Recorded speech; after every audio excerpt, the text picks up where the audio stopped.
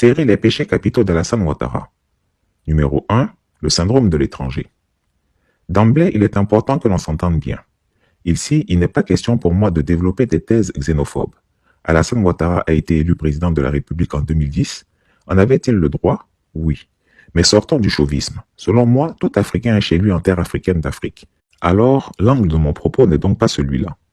Cependant, ce que je reproche à Alassane Dramane Ouattara, c'est l'imposture et le mensonge pour arriver à ses fins. Il a trompé les Ivoiriens sur lui-même et sur sa filiation. Pour son ambition personnelle, il a renié comme Simon-Pierre dans la Bible, son ADN, son père et sa mère.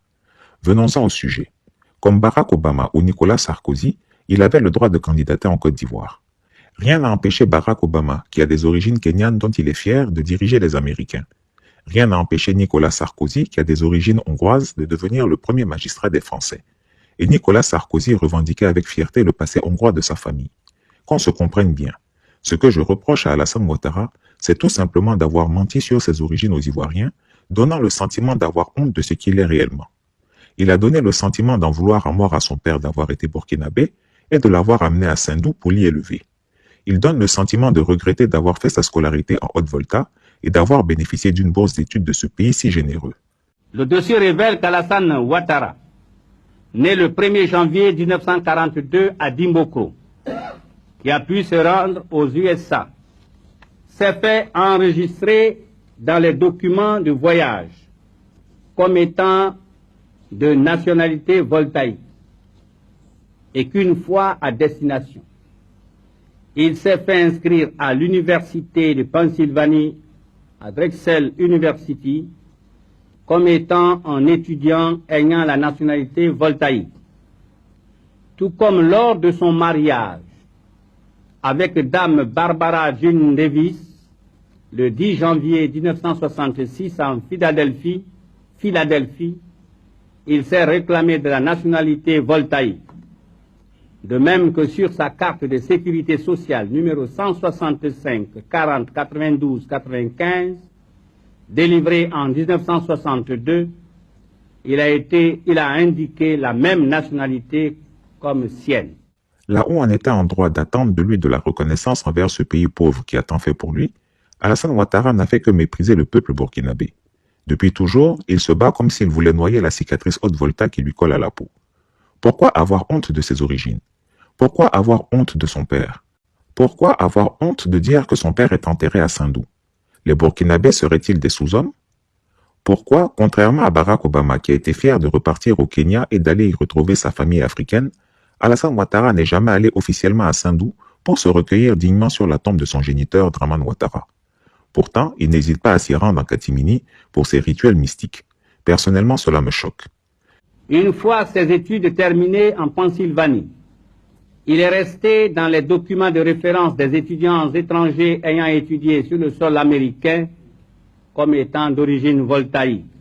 Que le 1er décembre 1982, il a été nommé vice-gouverneur de la BCEAO sur proposition des autorités voltaïques en remplacement de leur ressortissant Charles Bila Kaboré, admis à faire valoir ses droits à la retraite, puis décoré peu après, le 27 décembre 1982, en cette qualité par le ministre Aboulaye Koné à Abidjan. Oui, j'ai fait une partie de mes études en Haute-Volta, alors que mon père y exerçait ses fonctions de chef traditionnel.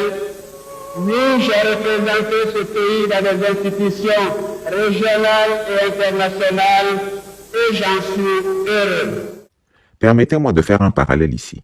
Si Alassane Ouattara n'est pas reconnaissant envers le pays qui lui a donné une éducation, une bourse d'études et la possibilité d'une carrière internationale, il ne fallait pas s'attendre à ce qu'il soit reconnaissant envers les Ivoiriens.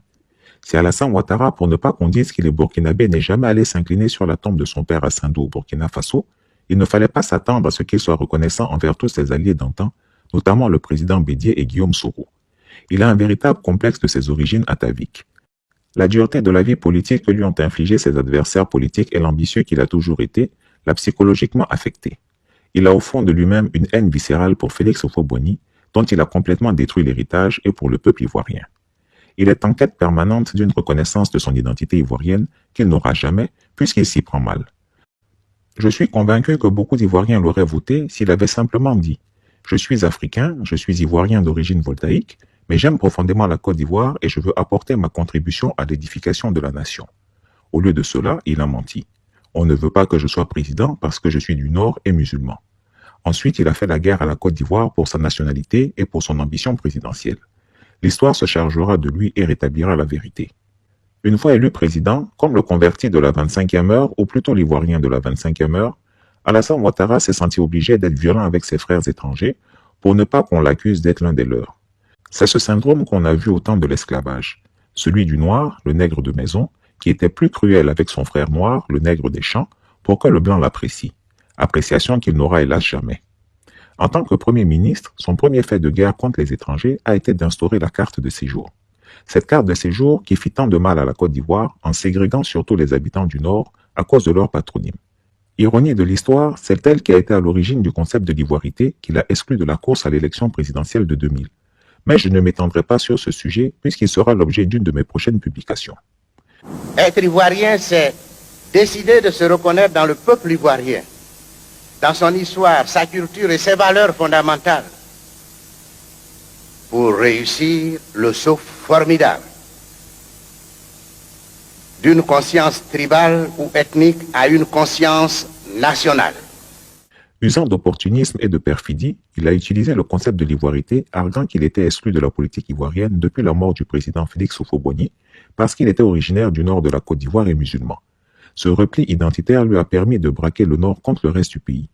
Brandir sa région et sa religion pour en faire un élément de politique nationale, c'est déstructurer la nation qui est en construction. Et c'est ce que je lui reproche à M. Ouattara. Je lui reproche et je pense que moralement, il est responsable de toutes les dérives de ses partisans, car ceux qui ont pris les armes aujourd'hui contre la Côte d'Ivoire sont bel et bien ses partisans. Aujourd'hui, le voilà investi, entouré d'étrangers caucasiens et ses amis de la France-Afrique. Alassane Ouattara est un homme psychologiquement perturbé. Prenez le temps d'analyser tous les actes qu'il a posés depuis et vous en viendrez à la même conclusion. Chris Yapi ne ment pas. Retrouvez Chris Yapi sur Twitter, Mediapart et YouTube.